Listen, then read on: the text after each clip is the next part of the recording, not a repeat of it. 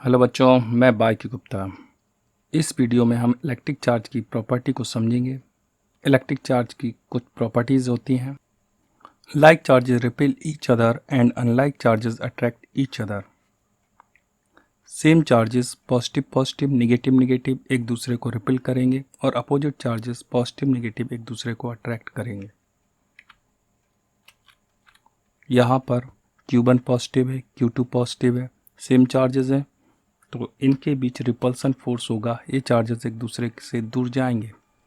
यहाँ पर Q1 negative है, Q2 नेगेटिव है, ये दोनों भी सेम चार्जेस हैं तो ये भी एक दूसरे को रिपेल करेंगे, इनके बीच रिपल्सन फोर्स होगा।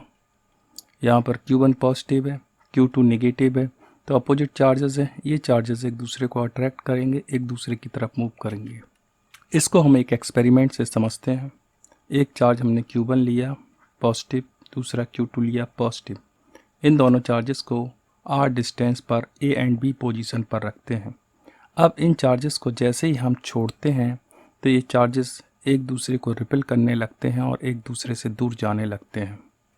यानी Q1 से Q2 पर राइट डायरेक्शन में फोर्स लगेगा, Q2 से Q1 पर लेफ्ट डायरेक्शन में फोर्स लगेगा।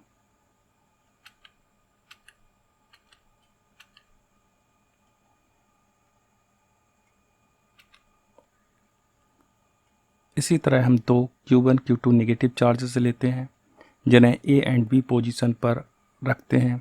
इन दोनों चार्जेस के बीच की डिस्टेंस r है। जैसे ही इन चार्जेस को हम छोड़ते हैं तो ये चार्जेस भी एक दूसरे को रिपेल करते हैं। यानी Q1 से Q2 पर राइट डायरेक्शन में और Q2 से Q1 पर लेफ्ट डायरेक्शन में फोर्स लगता है। इन दोनों को छोड़ने पर ये चार्जेस रिपेल करेंगे और एक दूसरे से दूर जाएंगे।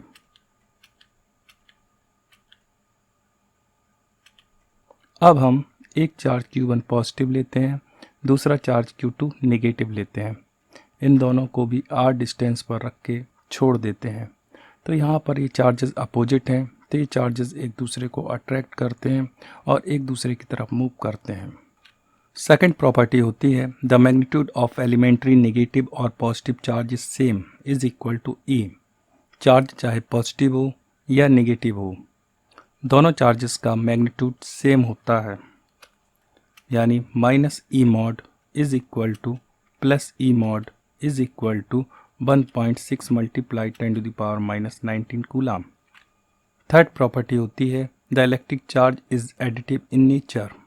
एक ऑब्जेक्ट है, ऑब्जेक्ट के डिफरेंट पार्ट में चार्ज Q1 Q2 Q3 है तो इस ऑब्जेक्ट पर टोटल चार्ज हो जाएगा Q1 + Q2 + Q3। यहाँ पर अगर चार्जेस पॉजिटिव हैं तो यहाँ प्लस साइन लेंगे, यदि कोई चार्ज नेगेटिव है तो यहाँ पर उस चार्ज के पहले माइनस साइन लेंगे। यानी किसी भी सिस्टम में प्रेजेंट चार्ज को सिंपली अलजेब्रिक ऐड कर सकते हैं। फोर्थ प्रॉपर्टी होती है the electric charge is quantize.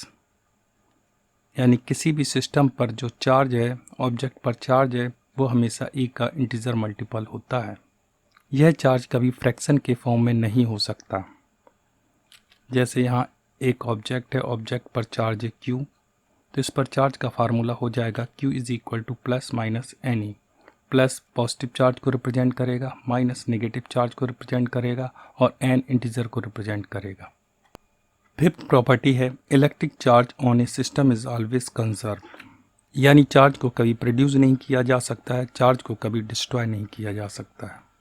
जैसे यहाँ पर एक ग्लास रॉड ली है, सिल्क क्लॉथ लिया है, सिल्क क्लॉथ से ग्लास रॉड की रबिंग करते हैं तो रबिंग से पहले इस सिस्टम पर नेट चार्ज है 0। जब हम रबिंग करते हैं तो सपोज कीजिए यहाँ पर ग्लास रॉड पे 6 यूनिट पॉजिटिव आता है, सिल्क पर 6 यूनिट नेगेटिव आता है, तो दोनों का अगर हम सम करेंगे तो आफ्टर रबिंग चार्ज हो जाएगा 0। इसको हम डिटेल से पिछले वीडियो में देख चुके हैं।